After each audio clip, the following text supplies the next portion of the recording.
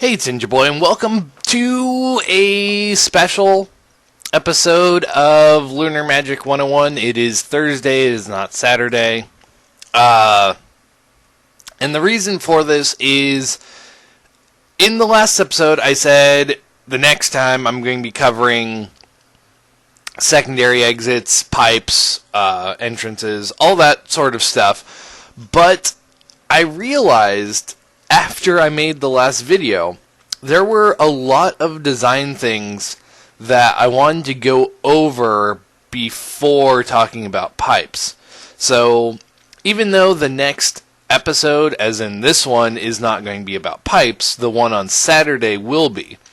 I just wanted to put this one out ahead of time as kind of a in-between episode, as a transition of sorts, going from, hey, here are some more design things, to, well, let's go to secondary exits and incorporate that into actual game mechanics. So, first things first, I wanted to talk about screen pacing.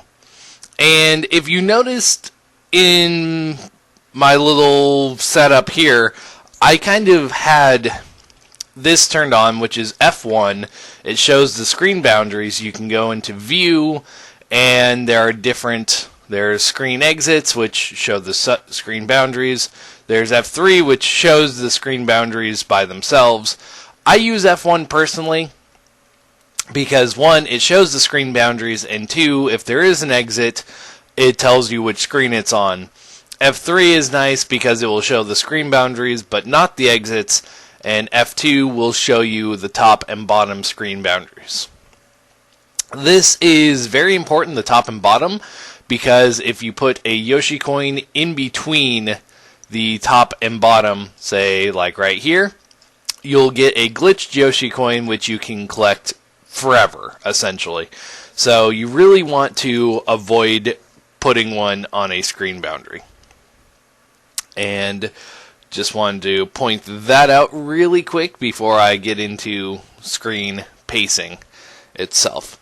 But as I said, screen pacing is a pretty general concept of, you want to have your level kind of broken up of sorts into little segments through the level. And it's not that segments can't go over one screen, kind of like right here I have the water that goes, a fair distance between two screens, two boundaries. But you want to set up what you want to do within this one screen, and then carry it over into the next one, and carry it over, and carry it over. That way you can find possibly a good point to stop, a good point for secrets, in general. So that is that. As the main thing is the screen pacing. It's a very easy concept to understand once you really start getting into hacking and sitting down and just playing with the program. Really, that's what it comes down to, is generally just playing with the program. So right here, it's like I'm adding some slopes in, and it's like, okay, I want a slope that, kind of curves up at a fairly decent speed. So it's like, I do this, get a steep slope, and then it like kind of goes up really, really fast. Well, now that I have that, I'm going to add in a sidewall right here. I'm going to make sure this is going to look correctly, and it does. Maybe make that like too high. And so here I have a ramp of sorts. And now I'm just going to move it over. So I have half a ramp or I do have the ramp going up, and you kind of have to jump at the top to get up here. Well, I want it to kind of slope down the other side. So I'm just going to put one little piece there, add in a corner, and then go back to the slopes. And I know my add objects window is off the screen, but it's pretty obvious to see what I'm actually putting in. So then I add in a slope, and then gradually move it out a little bit slower than it was before. So this one goes up pretty fast, this one drops fast, and then kind of evens out a little bit.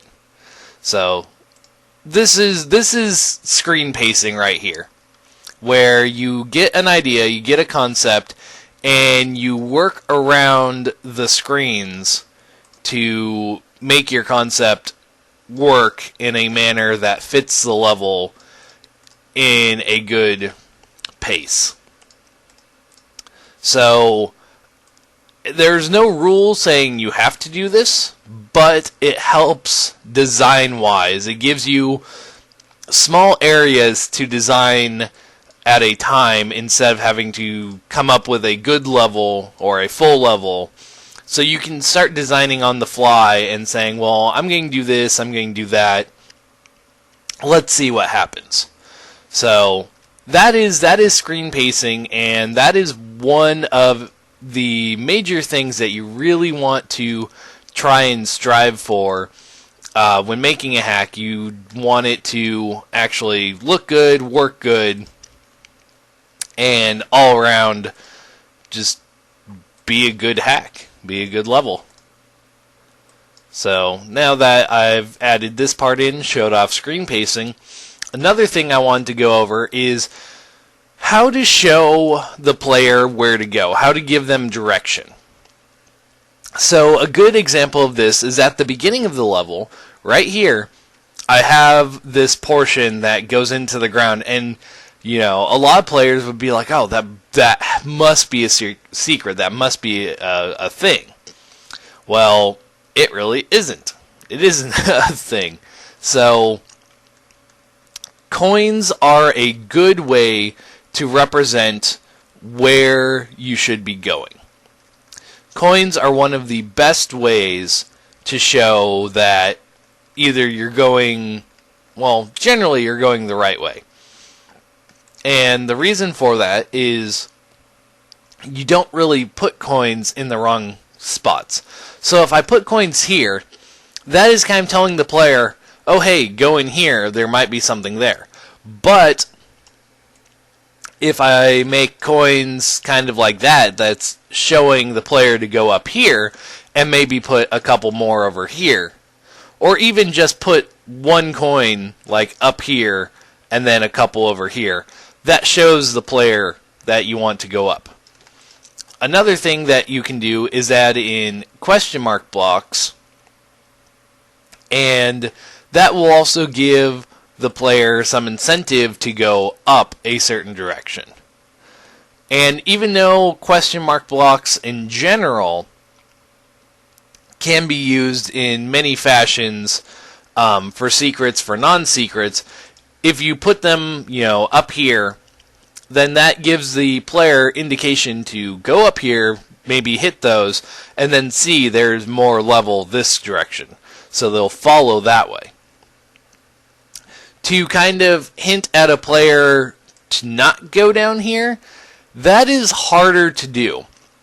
Because you always want to give players choices, maybe good, maybe bad. One way to pretty much have a, no, you don't want to go in there, is just not to have anything. If you don't have anything, the player will probably not go down there. And I always forget, Lunar Magic does not have a undo button, which is not necessarily a bad thing. It's just slightly annoying. Yes, Lunar Magic does not have a remove or undo button. So that is something you can do. Just make it known to go up instead of going down. But as I said, to let a player know not to go down is very, very difficult. Another thing you can do is most levels have this in them. It is a sign, and it is a pretty obvious, hey, go that way. That is the direction you want to go. So even though it's not subtle, it is extremely not subtle, that is a good maybe early game indication saying, hey, go that way. Don't go down there. So, and as I've said, it is hard to tell the player not to go a certain direction unless you make custom graphics or add something. So, for example,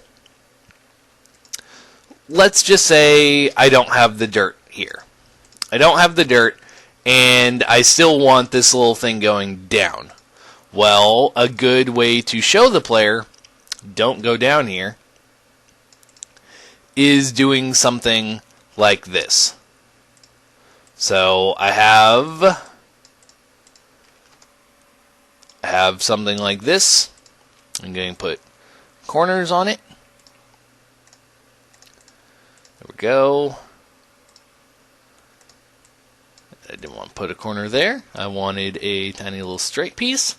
So I have something there, and then I have munchers.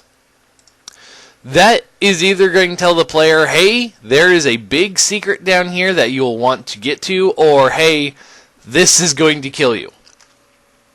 As I've said, it is more difficult telling the player not to go somewhere than it is to tell them to go somewhere. Because even this setup right here with the munchers isn't really saying, hey, don't go down here. It is saying, most likely there is something down here that you may want to get. So probably the biggest way and the only fail-safe way to get a player not to go somewhere is just to not have it there. And that may limit some design possibilities, but if you really, really want to make sure a player is not going to go somewhere and fall for something, just don't have it. If you question it, just don't have it. I mean, it's not hard to design around that, to take something that you may have really, really wanted to have and just get rid of it. I mean, I've done it plenty of times.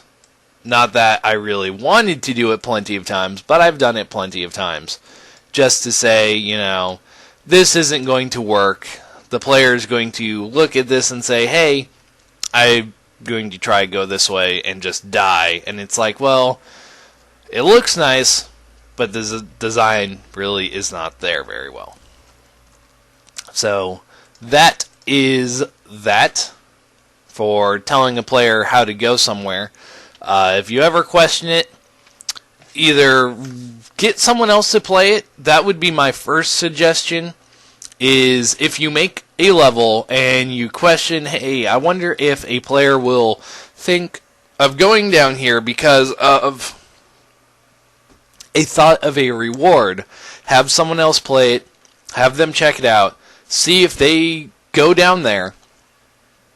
If they do, you might want to redesign the level.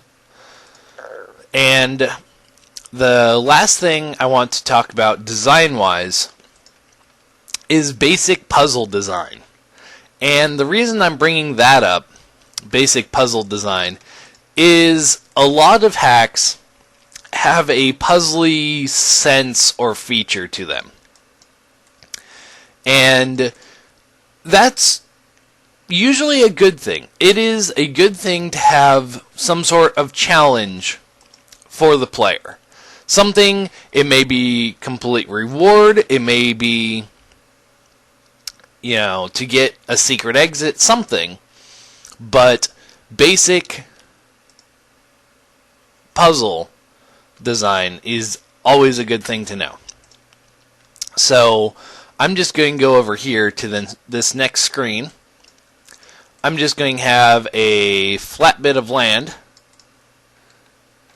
and I will show you some basic puzzle designs. So let's just say you want to have the player able to get a power-up and not have them be able to get it just out of anything. So right here I have a block with a flower inside. So I want it to be right here. But I don't want the player to just be able to get it. So I'm going to put a cement block here. Because it's against the ground, they'll need something to throw at it. But I don't want them just to pick it up and throw it at it and get it. So let's make a little, maze of sorts for it to happen. So we have this going down. We have this going up. We have that. And then we have, this. And so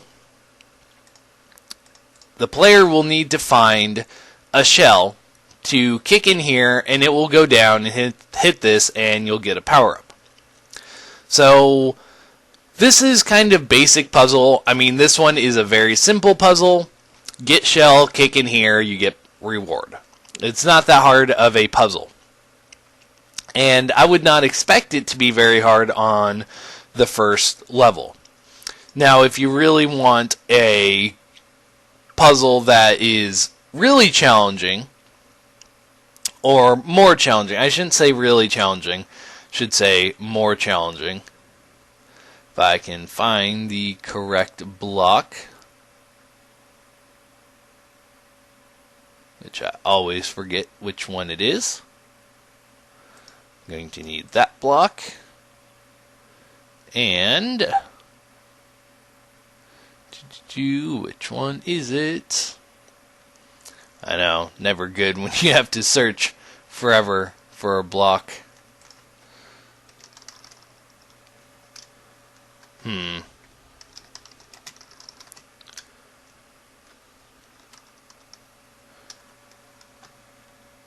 it's not finding anything. Well, I'll just say right now, I'm trying to find the block with the directional coin inside of it. I just never... Here it is. I say I never find it, and then it's right there. So here's another puzzle. So right here we have a question mark block with directional coins inside. Well, this, now you'll have to find a way to get it up a certain direction. So let's just say we have this. We have this block right here, and we want to try and give the player some direction to go to get up somewhere. So I'm going to add in this archway. And what this is going to do is this is going to pretty much tell the player, hey, you will probably want to look at trying to get up here. So we have the archway here. As it is right now, a player could easily jump from here to here. So either move it over or move it up. I'm going to move mine up and have a second one maybe a bit lower that might give a bit more indication that, hey, there's something up here. And another thing, I'm trying to think of another good way to tell the player to go up here. You would have the directional coins, and you could make something you're just able to see it. or even have something really towards the top that you can't reach just by jumping. So let's put a Yoshi coin up here, but also have a 3-up moon. So we have a 3-up moon. I'm going to move that down, so maybe I can get it by just jumping. And I'm going to turn vertical scroll at will on, save it, and test the level. If I can grab my controller here. So, here we go, puzzle, and I always do that. I always go in the wrong level first. So here we have it. Here's our level so far, and it's like, oh, hey, look, coins. And then you get up here, and then you can slide down. More water, and I completely forgot something very crucial. I can't get over there. Best way to fix that is having a pink triangle. What the pink triangle will do is it will allow you to run up walls. But you really want to use the one in the extended objects window, because that one will actually work correctly. So here we go. Let's do this one more time. And get over there. Here we go. Got my coins. Everything is working so far. And this time I didn't forget that. So now, even though I don't have a shell, you have the player, if they jump off, they're like, oh wait, I can see that. I can see that moon, but I can't get to it. So because of that, they'll see this box and say, well, maybe there's something in there that I would want. So that is a good design right there, is having something that will give indication that you will want whatever's in there. Another thing you could do is, instead of having the directional coin, have the P-switch here, and it is currently a silver one, so I'm just going to grab all of this together, move it over one, so now it is blue, and add in some invisible coin blocks. So this way, you hit it, you have coin blocks going up, and so now you could get on top and get the 3-up moon. Granted, you will probably not want to put a 3-up moon there because it is very easy to get. Putting a normal 1-up would be something completely perfectly fine. And the reason I say that is you don't really want to give the player too many lives up front, and you don't really want things to be really easy to get. 3-up moons should be something that you need to work for, because they give you lots of lives, and they're very secret. In the original Mario world, there's only a few levels that had 3-up moons in them. They were a very rare commodity, and because of that, you should have them rare. Now, if you change what the 3-up moons do, instead of giving 3 lives, they give you, 50 coins or whatever, that's a little different. So here we have our puzzle. We have a turtle, kick the shell, it goes down, we get a P-switch, we get these, we can get our life, and our dragon coin. So that is a basic puzzle.